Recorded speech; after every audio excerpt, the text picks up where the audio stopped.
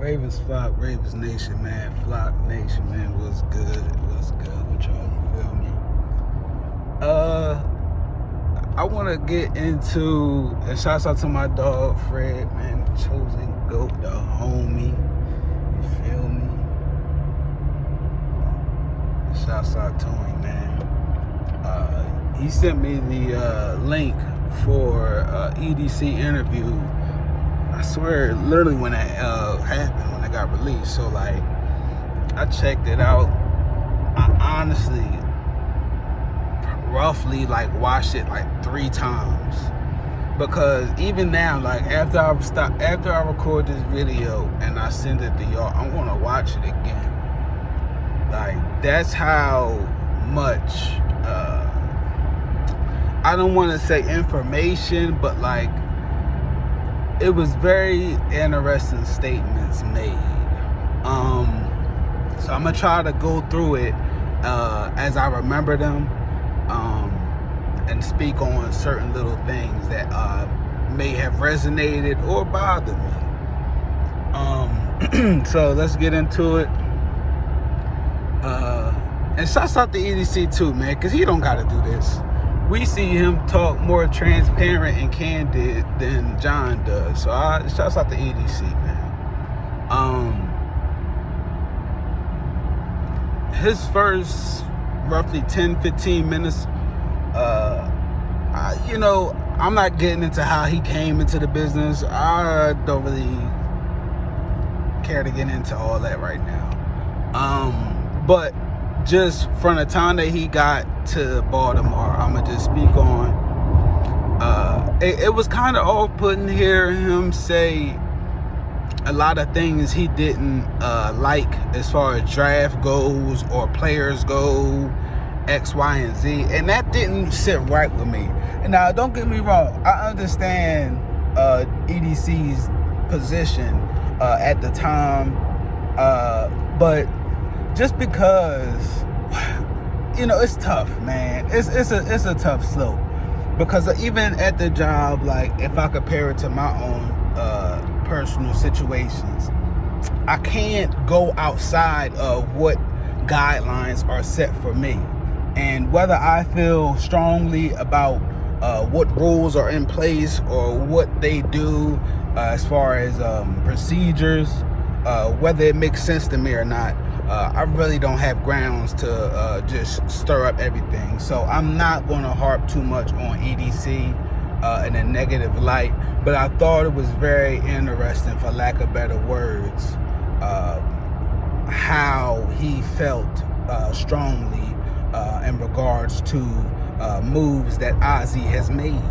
I would honestly like to know, and genuinely like to know, what moves he was talking about. But when I look back on it, I can kind of at least roughly pinpoint at least 5 or 6 situations. But nonetheless, he said what he said. He made reference to, if y'all don't know, one of the people in the comments pointed out Kenny Young. The only reason I even knew who he was talking about, because EDC has only been GM maybe roughly 5-6 years. So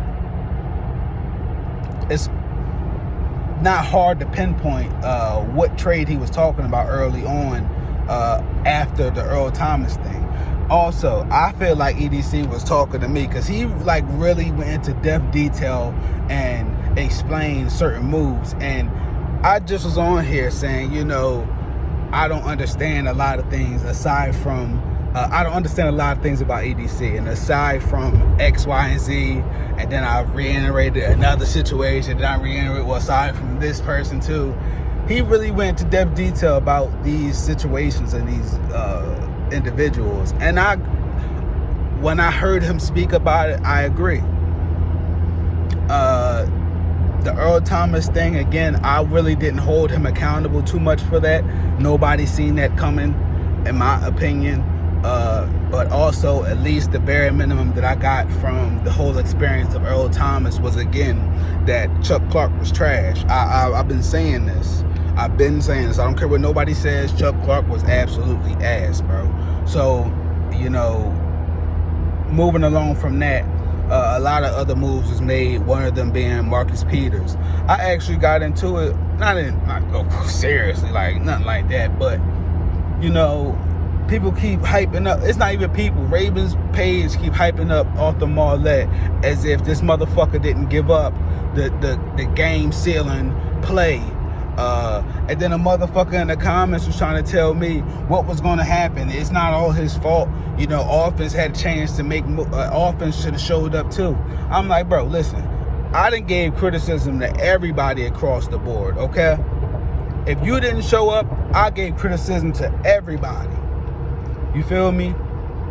And it didn't even have to be like that, but that's what it is. We being fair here. That's how I am. I like shit fair. So they steady making a case for Arthur Marlette, right? I'm sitting there like, what? That's what it was. I gotta backtrack here. Don't worry, I'm gonna get back on track with y'all, but just a little side story. The situation with Arthur Marlette, the Ravens page posted something about he was saying red flag, green flag. I put a comment, keeping Rock Ya-Sin over Marcus Peters, red flag. Keeping Arthur Marlette after allowing MBS to get a game sealing catch over us, red flag, and motherfuckers got in their feelings and shit. Thus saying basically the offense didn't show up either. Okay, I don't understand it. And then they started taking personal jabs. Marcus Peters done. That's another story for another situation. But I was just saying to y'all in general, that situation happened. You know, I don't understand situations like an Arthur Marlette signing. I don't understand that with EDC. But going off of what he said in the interview, he basically said we look at the analytics, and if we feel like we're getting a deal based on the numbers, based on the market, then that's what we're going to do. And maybe he feels like he's getting a deal from Arthur Marlette. I don't see it, EDC. I don't agree with it. But, you know, I'm going to let you rock out, and we're going to see what's going to happen. Aside from his viewpoint on free agent signings in that department right now with cornerback, overall message, I agree with him 100%. Why spend so much money on a free agent when you could low-key get the same production from a rookie player, so to speak? It's a big gamble, but it's a big gamble either way. And the only reason I'm saying this, and it's not to say that I still don't want T. Higgins. It's not to say that I still don't want Justin Jefferson.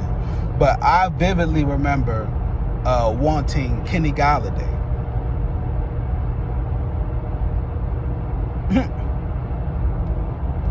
I feel like a dumbass when he went to the Giants and ain't do shit.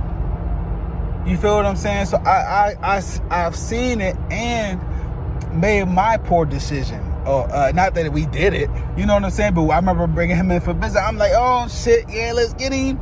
Boy, nice. He on his trajectory on the way up. Became a dud. You know what I'm saying? So you never know. Sometimes I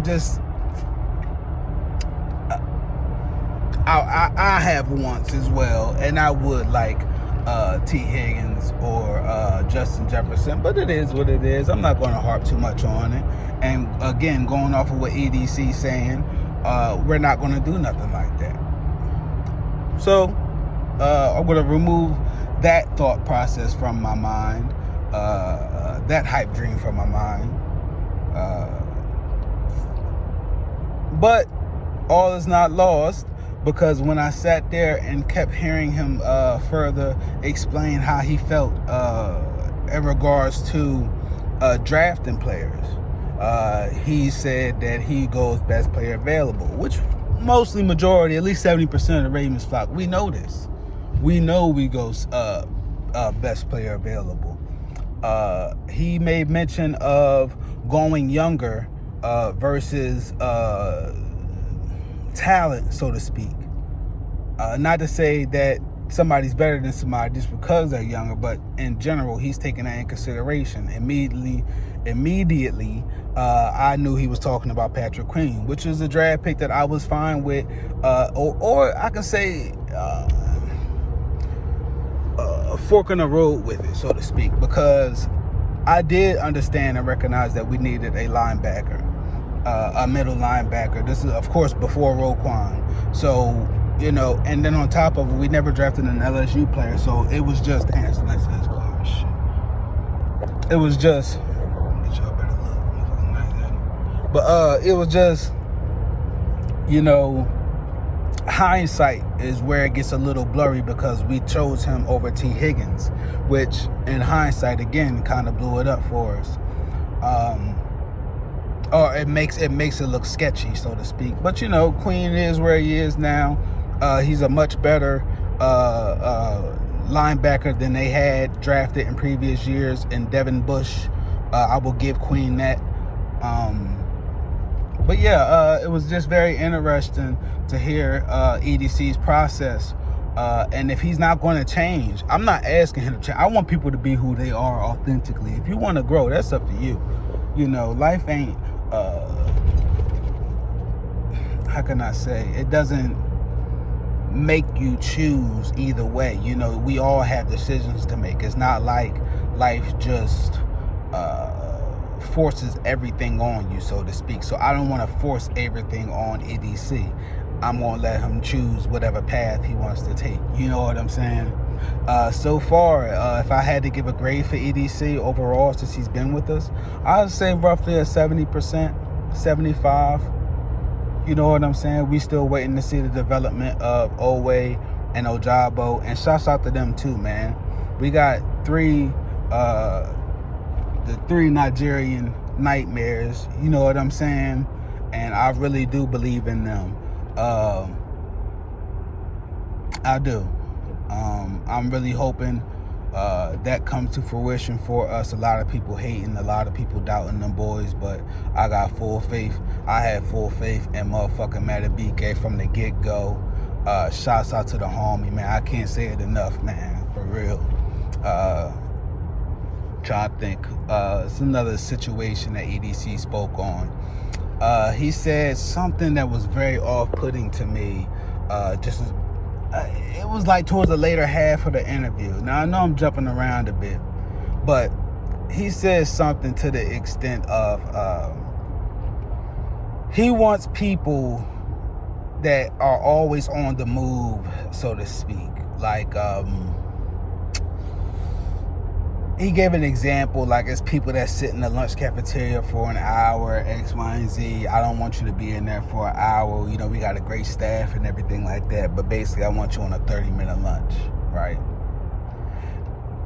EDC, I don't like that because if you're going to be that stern with niggas,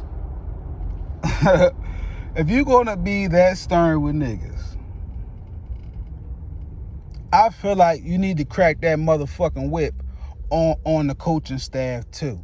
Because if you expecting a certain level from these players, you need to keep that same motherfucking energy for fucking John, bro. And we're going to get into that a little bit later too. But I'm just saying overall in general, that was very off-putting, EDC. I get it. You guys are you are employing these guys. You're giving them a check, X, Y, and Z. I get it.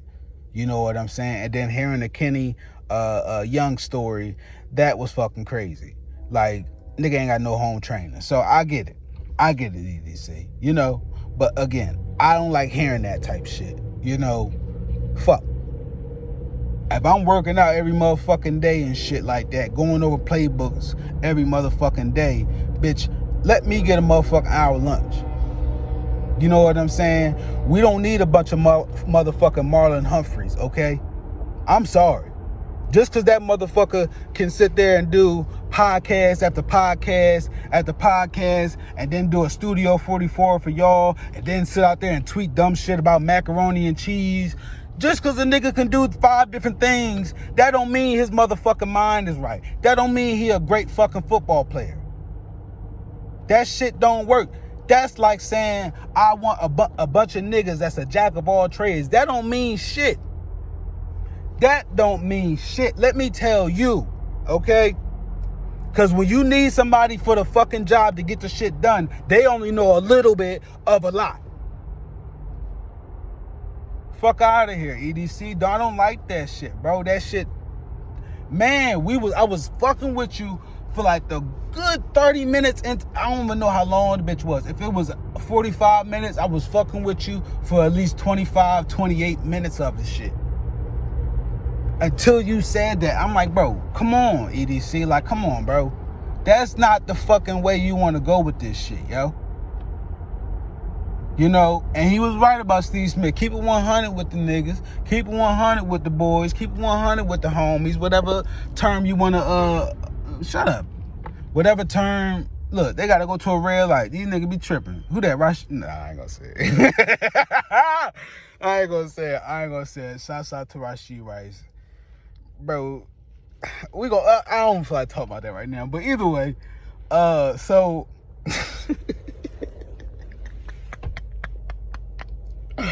Yo, that shit not funny, but that shit funny. Hold up. So, you know, EDC, I didn't like hearing that, bro. You know, again, I get it. These are your employees. You expect a lot of them. But let them be in their element. Let them do their thing. Let them feel comfortable, yo. You don't need niggas on eggshells and you sitting there trying to produce the best product. Let's say all these players are taking 30-minute lunches and doing like you say. What does it matter when it comes to the end of the season and you got to sit there and watch some shit, some fucking schmuck like John Harbaugh not run the ball in important game? What does it all matter? What does it all mean in the end if that's the result we get from doing everything you say? You know what I'm saying? So I'm just saying, EDC, don't be that motherfucking strict if you ain't gonna be that strict for John motherfucking ass. You know, if the players can't be on lunch past 30 minutes, motherfucking John Harbaugh can't not run the ball more than 10 times. How about that? Make a uniform. That's all I'm saying. But either way, another side quest. J.K. Dobbins is starting to have talks with other teams. He's probably as good as going. I'm pretty sure they knew this. That's a hurt piece. Shouts out to J.K. Dobbins, man. That's a hurt piece. But I'm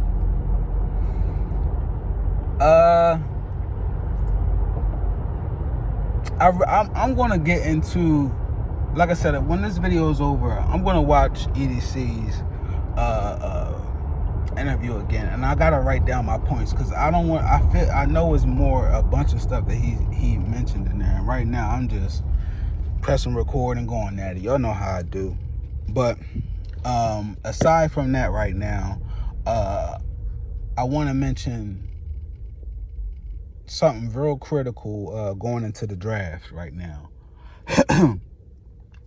Going off of what EDC said, right, about the draft and what he looks for, and what he's willing to keep going as far as his ideology.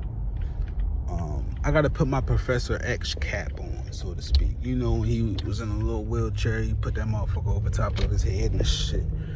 This ain't what I feel, so to speak, like what I want,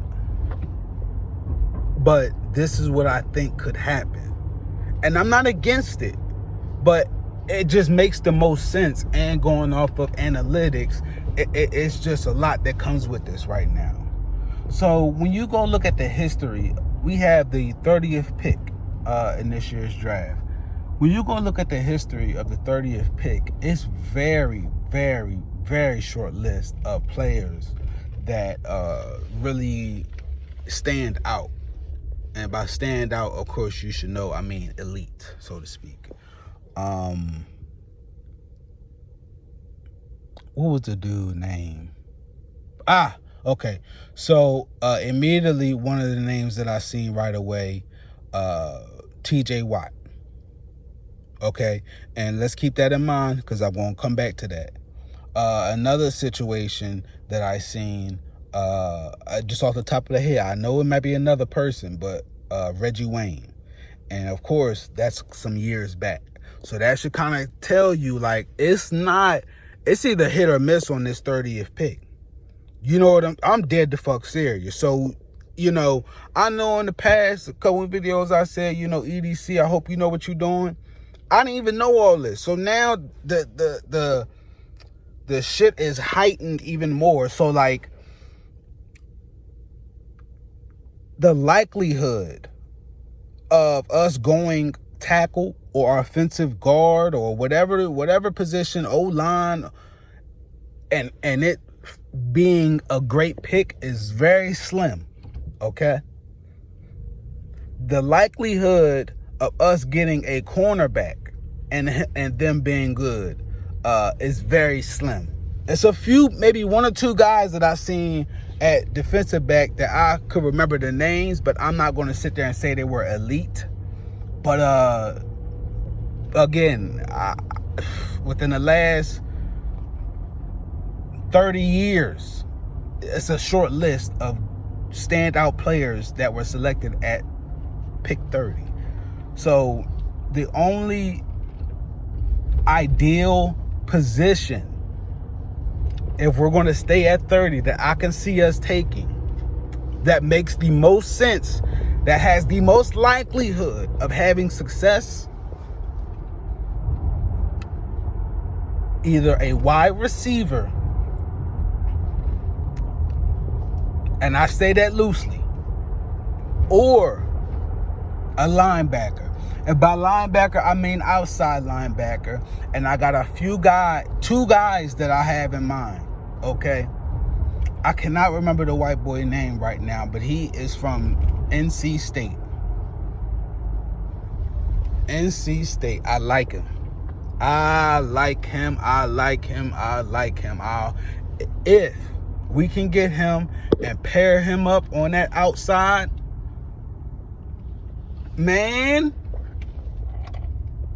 Oh man, again, I like the homie. And it's another gentleman from Texas A&M, same school as Matabike. I cannot remember his name either, but 45 if I'm not mistaken. Those are two players that I could see us getting at 30 that really could be instant difference makers for us.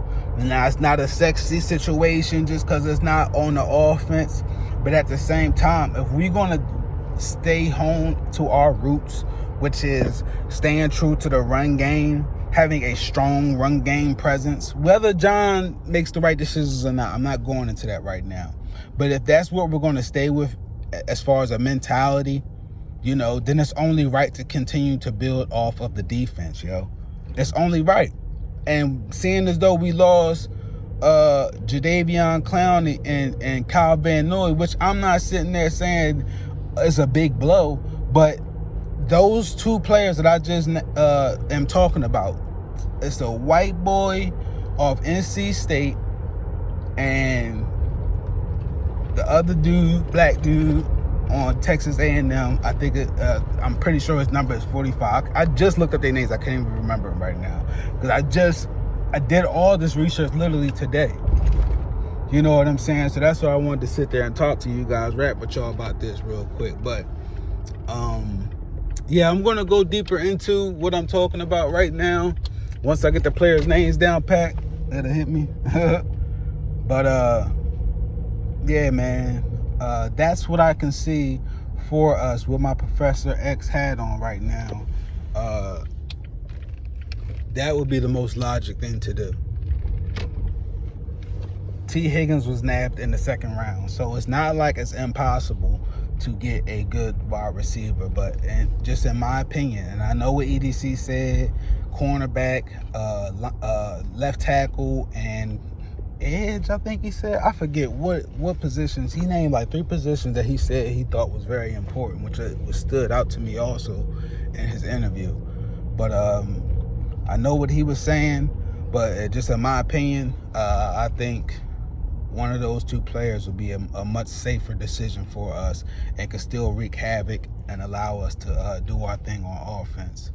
But Ravens flock, Ravens nation, man, I'm going to rap with y'all again about this real soon, man, because like I said, I'm going to watch the rest of that EDC video again.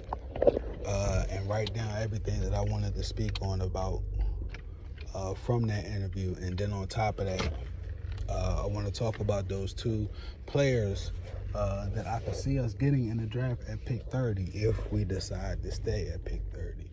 So, Ravens Flock, Ravens Nation, man, I'm going to holler at y'all on the next one, man. I'm out. Y'all be safe out there. Y'all protect y'all energy.